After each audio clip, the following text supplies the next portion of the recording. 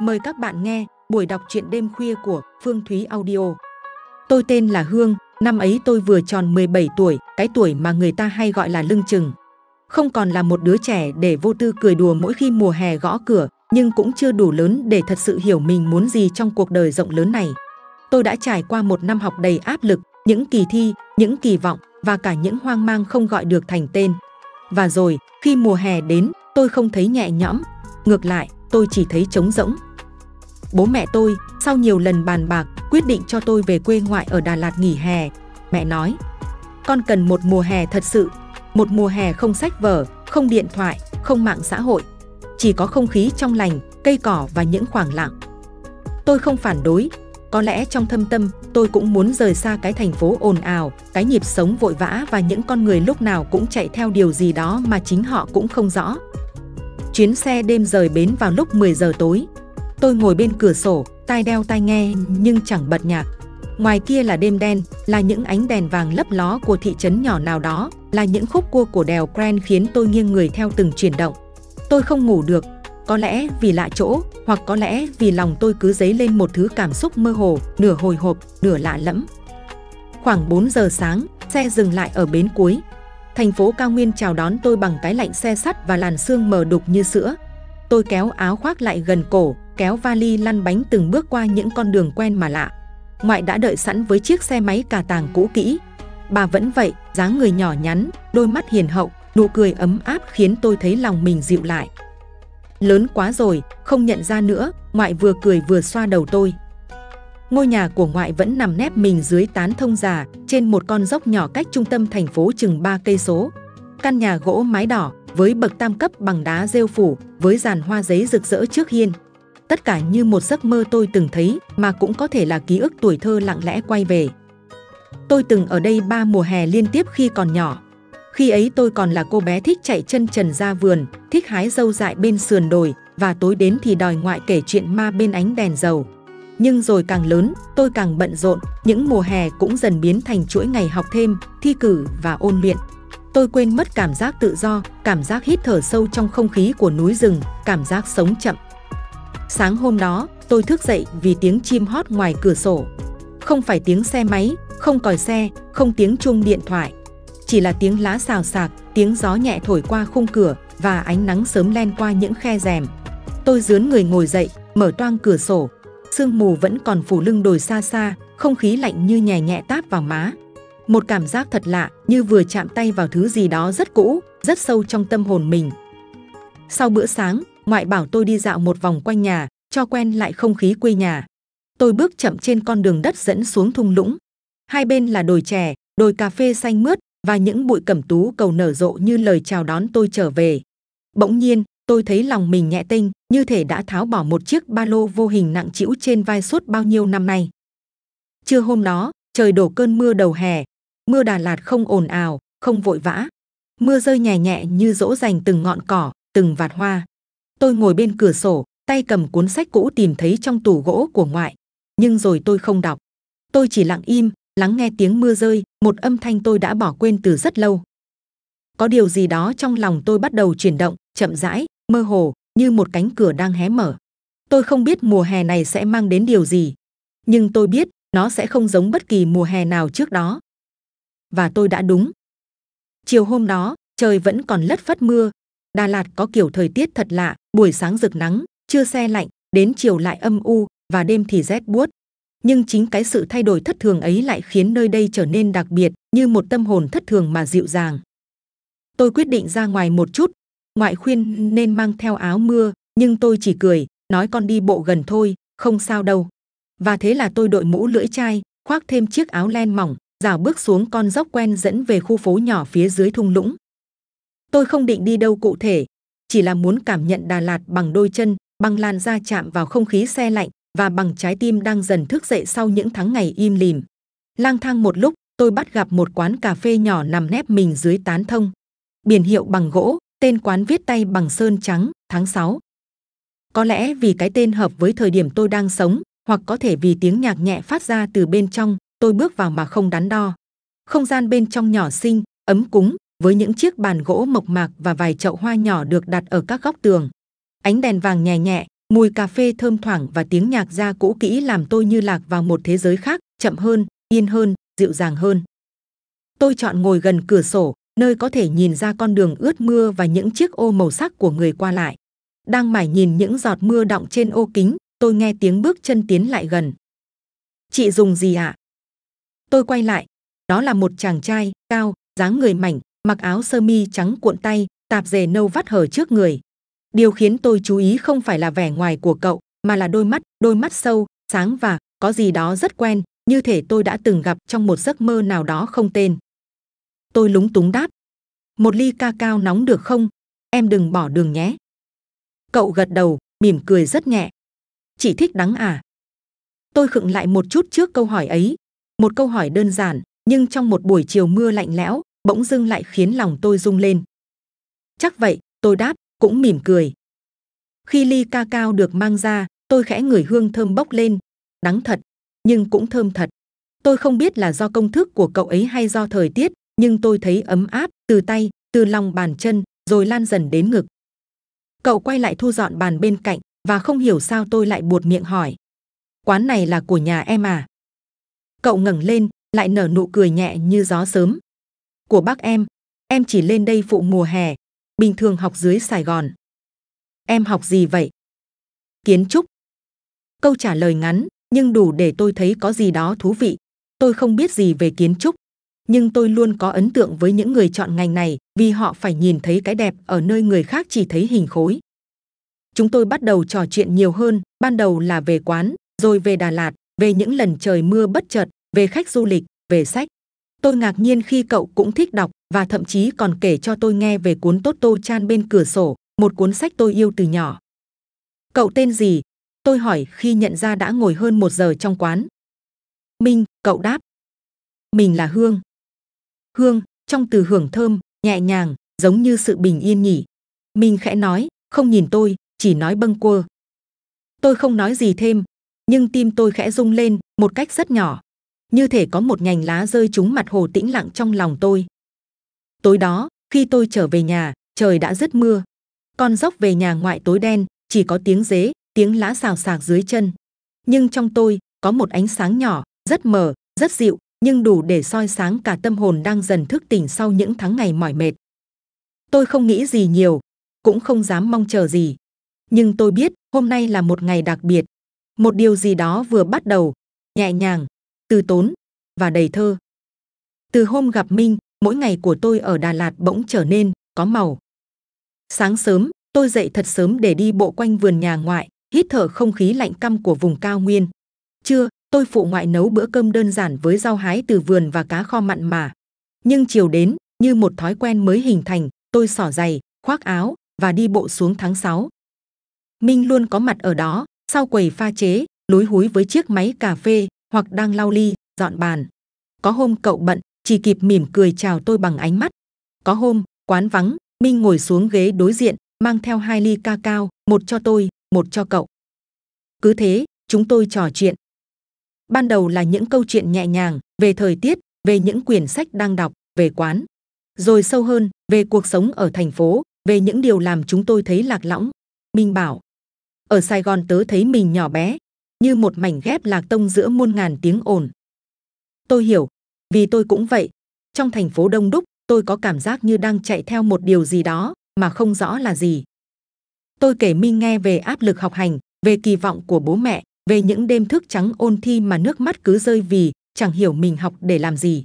Minh lặng im nghe, cậu không an ủi, không nói những lời sáo rỗng, chỉ lắng nghe bằng một sự chân thành khiến tôi thấy nhẹ nhõm.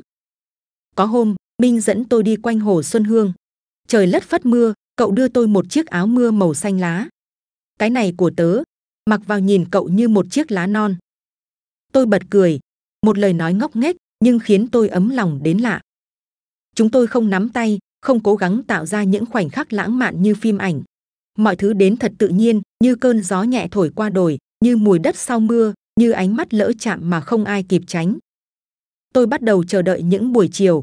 Mỗi khi nghe tiếng chuông gió ở quán tháng 6 rung nhẹ theo gió, tôi biết một khoảnh khắc yên bình nữa lại bắt đầu.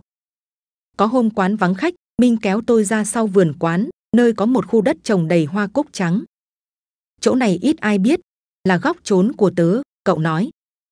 Tôi ngồi xuống bên cạnh, ngắm nhìn cả vườn hoa rung rinh trong gió chiều. Minh bỗng ngồi thật gần, không nói gì, chỉ đưa cho tôi một cánh hoa nhỏ. Hương này, cậu có tin là có những người đến với nhau chỉ để cùng nhau đi qua một đoạn ngắn của đời không? Tôi nhìn cậu, lòng khẽ rung động, không phải vì câu hỏi, mà vì ánh mắt ấy, ánh mắt như muốn giữ lấy một điều gì đó đang trôi qua quá nhanh. Tôi không trả lời, vì tôi không biết. Tôi chỉ biết rằng, từng ngày bên Minh, tôi thấy mình sống thật, không phòng bị, không gồng lên để tỏ ra mạnh mẽ. Và trong những chiều gió, khi tiếng nhạc trong quán khe khẽ vang lên, khi tay chạm ly ca cao còn ấm, tôi thầm nghĩ, nếu đây là tình yêu, thì nó thật dịu dàng biết mấy. Mùa hè ấy, tôi không học thêm, không làm đề cương, không ôn thi. Tôi học cách lắng nghe chính mình, học cách cảm nhận từng giây phút nhờ Minh. Một tháng ở Đà Lạt trôi qua như gió. Những ngày bên Minh, bên ly ca cao không đường, bên câu chuyện dang dở và ánh mắt không cần lời, đã trở thành phần ký ức dịu ngọt nhất trong tuổi trẻ tôi. Tôi không biết rồi mọi thứ sẽ đi đâu, nhưng lúc đó, tôi chẳng cần biết. Chỉ cần mỗi ngày còn được thấy nhau, được ngồi bên nhau, được chia sẻ những điều nhỏ bé nhất đã là đủ. Chúng tôi là hai đường thẳng tưởng chừng song song, nhưng mùa hè ấy đã vô tình cắt nhau tại một điểm rất đẹp, một điểm tên là tháng 6. Đêm Đà Lạt cuối tháng 6 lạnh hơn thường lệ. Gió từ đồi thông thổi về mang theo hơi sương và mùi nhựa cây ngai ngái. Tôi ngồi trên hiên nhà ngoại, tay ôm tách trà gừng ấm nóng, mắt nhìn xa xăm về phía những ngọn đèn lập lòe như đom đóm trong thành phố. Bầu trời nhiều mây, không sao, nhưng lòng tôi lại sáng như chưa bao giờ. Minh nhắn cho tôi lúc gần 9 giờ. Ra quán nhé, tớ có một điều muốn nói. Không còn, không dấu chấm than, nhưng lòng tôi lại khẽ run. Một dòng tin nhắn mà khiến tim tôi đập như vừa leo hết con dốc dài. Tôi vội khoác thêm áo, bước vội ra khỏi nhà trong ánh mắt tò mò của ngoại. Tôi chỉ kịp nói, con đi một lát rồi về. Đường đêm vắng lặng, chỉ có tiếng dép chạm đất và tiếng côn trùng râm ran. Mỗi bước chân tôi là một nhịp đập, mỗi nhịp đập lại vang vọng điều gì đó chưa gọi thành tên. Đến trước quán, tôi thấy đèn vẫn sáng, cửa khép hờ. Tôi đẩy nhẹ cửa, tiếng chuông gió kêu leng keng như mọi lần, chỉ khác là lần này, trong không gian tĩnh mịch, nó vang lên rõ đến lạ. Minh đang đứng ở quầy pha chế, quay lưng về phía tôi. Cậu mặc áo len tối màu, tóc hơi rối, có lẽ vì cả ngày bận rộn. Nghe tiếng tôi, Minh quay lại, nở một nụ cười, có chút gì đó, căng thẳng. Cậu đến rồi à? Tôi gật đầu, ngồi xuống chiếc ghế quen thuộc bên cửa sổ. Minh đặt trước mặt tôi một ly ca cao nóng, như mọi lần, nhưng lần này có thêm một chiếc bánh quy hình trái tim nhỏ xíu nằm cạnh. Tớ làm thử đấy, đừng cười nhé, Minh nói, mắt tránh ánh nhìn của tôi. Tôi bật cười, cậu ấy thật sự đã làm bánh, chỉ vì tôi từng bảo, tớ thích những điều nhỏ xíu nhưng được làm bằng lòng chân thành. Cả hai im lặng vài phút, chỉ còn tiếng gió ngoài hiên và tiếng kim đồng hồ gõ nhẹ nhẹ từng giây. Rồi Minh khẽ nói, không nhìn tôi. Hương này, tớ không biết nên bắt đầu từ đâu. Nhưng tớ biết, nếu không nói bây giờ, có lẽ sẽ không còn cơ hội. Tôi siết nhẹ tay vào tách ca cao, nhìn cậu. Tớ chưa từng nghĩ mùa hè lại mang đến một điều đặc biệt như cậu. Tớ chỉ lên Đà Lạt để trốn Sài Gòn, để nghỉ ngơi. Nhưng rồi cậu xuất hiện, nhẹ nhàng, vừa đủ. Không quá ồn ào, không quá chói sáng, nhưng đủ khiến tớ nhớ. Minh ngẩng lên nhìn thẳng vào mắt tôi, giọng run run. Tớ thích cậu, Hương. Không cần cậu phải trả lời ngay. Nhưng tớ không muốn để mùa hè này trôi qua mà không nói điều đó. Tôi không đáp ngay. Tôi chỉ nhìn cậu, đôi mắt chân thành ấy, giọng nói thật thà, đôi tay đang đặt trên bàn run nhẹ vì hồi hộp. Một cảm xúc dâng lên trong lòng, không phải là tiếng pháo bông, không phải là vỡ òa, mà là một làn nước nhẹ nhàng chảy tràn trong tim. Tôi khẽ nói, tớ cũng vậy, Minh. Minh sững người, rồi cậu cười, một nụ cười thật sự, không còn ngại ngùng, không còn dè dặt. Thật không? Thật, tôi mỉm cười, lòng nhẹ tênh như mây.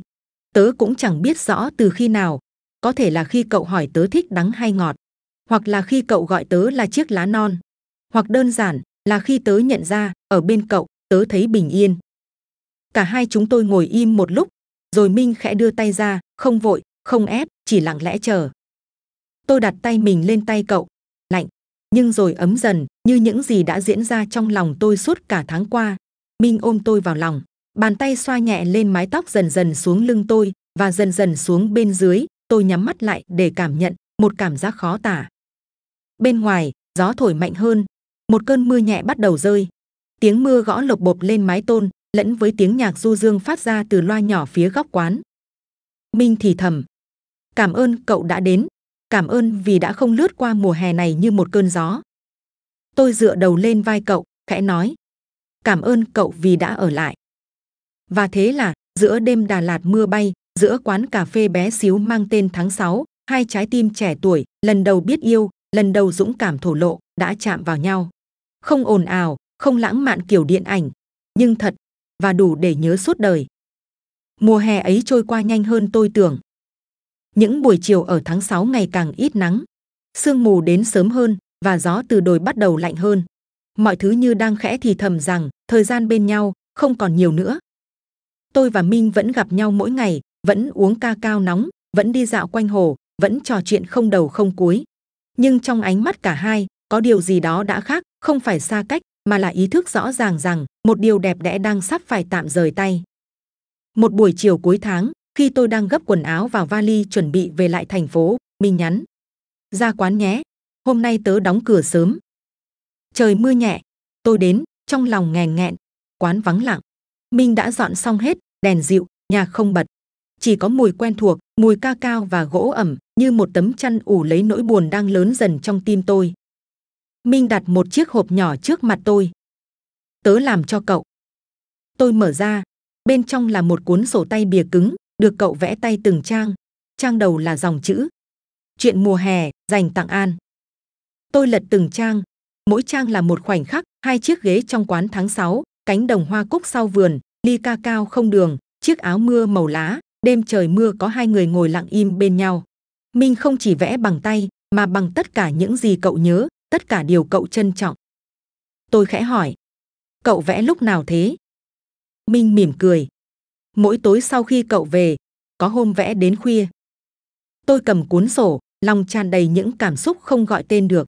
Như thể cả mùa hè ấy, những gì tôi và Minh có với nhau đã được giữ lại, trong màu nước, trong nét chì, trong cả những khoảng trắng lặng im.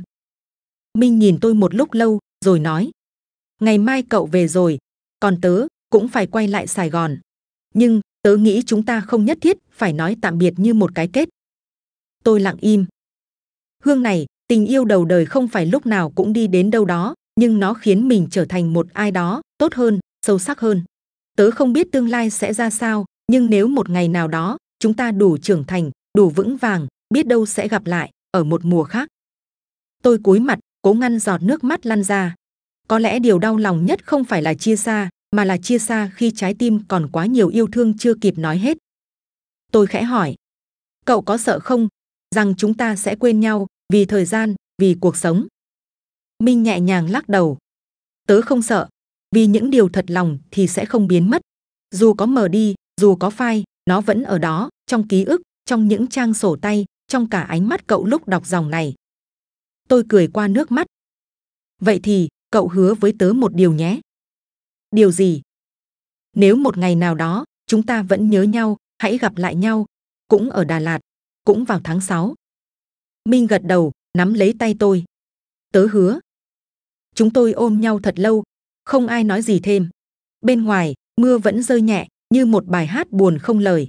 Và tôi biết, đó là cái ôm cuối cùng của mùa hè ấy, dịu dàng, trọn vẹn, và cũng đầy tiếc nuối. Sáng hôm sau, tôi rời Đà Lạt. Minh không tiễn. Cậu bảo không muốn nhìn cảnh chia ly, và tôi hiểu. Tôi mang theo cuốn sổ tay ấy, như mang cả một mùa hè trong vali. Trên xe, tôi mở trang cuối cùng, có một dòng chữ nắn nót, hơi nghiêng. Nếu một ngày, cậu quay lại Đà Lạt vào tháng 6, hãy ghé lại tháng 6. Biết đâu, tớ vẫn ở đó, chờ cậu, như ngày đầu tiên. Tôi gấp sổ lại, áp tay lên ngực. Tim tôi thắt lại, nhưng cũng ấm áp một cách lạ lùng. Vì có những cuộc gặp gỡ, dù ngắn ngủi, vẫn đủ để nuôi dưỡng một phần trong trái tim ta, mãi mãi. Tháng 6, năm thứ 5. Tôi trở lại Đà Lạt, không phải vì trốn chạy, cũng chẳng vì tìm kiếm. Chỉ đơn giản là, tôi nhớ. Nhớ cái lạnh ban mai, nhớ tiếng chuông gió lặng lẽ vang lên giữa chiều, nhớ cả những cánh hoa cúc trắng sau vườn một quán nhỏ. Và tôi nhớ Minh. 5 năm qua, chúng tôi không còn liên lạc nhiều. Mạng xã hội tắt, tin nhắn thưa dần rồi ngưng hẳn. Không có lời hứa yêu mãi, không cam kết gặp lại, chỉ một lời hẹn mong manh. Nếu một ngày nào đó, cậu quay lại Đà Lạt vào tháng 6. Hôm nay, tôi đi đúng con đường cũ, con dốc quanh co dẫn đến quán tháng 6 nằm nép sau hàng thông. Mọi thứ vẫn quen thuộc đến lạ, chỉ có tôi đã không còn là cô gái 18 tuổi ngày ấy. Tôi đứng trước cánh cổng gỗ đã bạc màu, tay run nhẹ, cửa khép hờ, bên trong vắng lặng. Không tiếng máy xay cà phê, không tiếng nhạc du dương như tôi vẫn nhớ. Tôi đẩy cửa. Tiếng chuông gió vẫn vang lên, leng keng, âm thanh ấy, sau 5 năm, vẫn khiến tim tôi thắt lại. Không ai trong quán, bàn ghế phủ lớp bụi mỏng. Góc tủ sách vẫn còn cuốn gió đầu mùa mà tôi từng mượn. Trên quầy pha chế, có một tờ giấy được gập ngay ngắn, đặt trên ly ca cao thủy tinh, không còn nóng, nhưng dường như vừa được rót ra. Tôi mở tờ giấy, nét chữ quen thuộc. Hưởng, nếu cậu đọc được dòng này, thì nghĩa là cậu đã quay lại. Tớ không biết cậu còn nhớ lời hứa 5 năm trước không, nhưng tớ thì chưa từng quên.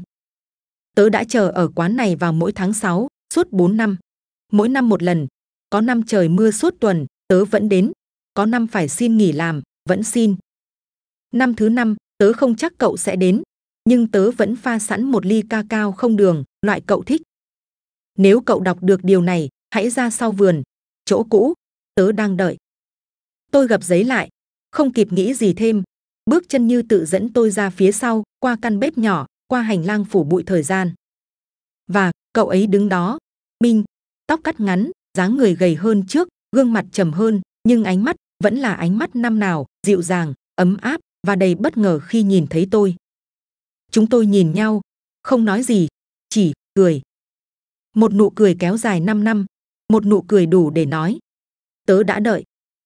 Và tớ đã quay lại. Minh bước đến, đưa tôi một bông cúc trắng. Vẫn thích hoa này chứ?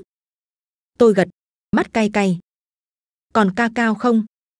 Luôn sẵn, mỗi năm đều pha một ly, có năm không ai uống. Năm nay thì có rồi, tôi cười. Chúng tôi ngồi xuống chiếc ghế gỗ cũ, nơi từng ngồi vai kề vai ngắm mưa năm ấy. Không cần hỏi nhau dạo này thế nào, không cần kể về những năm tháng đã đi qua. Vì có những điều không cần phải nói, có những kết nối không vì thời gian mà mất đi. Tôi rút từ túi xách ra cuốn sổ tay năm nào. Vẫn nguyên vẹn, chỉ khác là ở trang cuối tôi đã thêm một dòng. Nếu một ngày tớ quay lại và cậu vẫn còn ở đây, thì tớ biết điều kỳ diệu vẫn tồn tại. Minh đọc, mỉm cười. Tớ ở đây, vẫn ở tháng 6, vẫn là tớ, người đã từng thích cậu, và vẫn thích. Tôi nắm lấy tay cậu, lần đầu tiên sau ngần ấy năm. Tay vẫn lạnh như ngày xưa, nhưng tôi không còn là cô gái ngập ngừng nữa.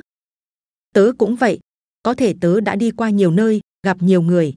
Nhưng chỉ có mùa hè năm ấy là điều tớ luôn quay lại, dù chỉ trong ký ức. Chiều Đà Lạt mát lạnh, nắng rọi qua tán cây, rơi xuống nền gạch ố vàng như kim tuyến. Và ở đó, giữa một quán cà phê nhỏ đã phủ bụi, giữa hai con người tưởng chừng đã rẽ về hai hướng, là cuộc gặp gỡ của một lời hứa không quên, của một tình yêu không kịp cũ. Chúng tôi ngồi lặng im, không cần biết ngày mai sẽ ra sao. Chỉ biết rằng, hôm nay, sau 5 năm, chúng tôi lại tìm thấy nhau, đúng nơi từng bắt đầu. Và có lẽ, đôi khi, tình đầu không phải là để kết thúc, mà là để quay về khi cả hai đã đủ lớn, đủ dũng cảm và vẫn còn giữ nhau trong tim.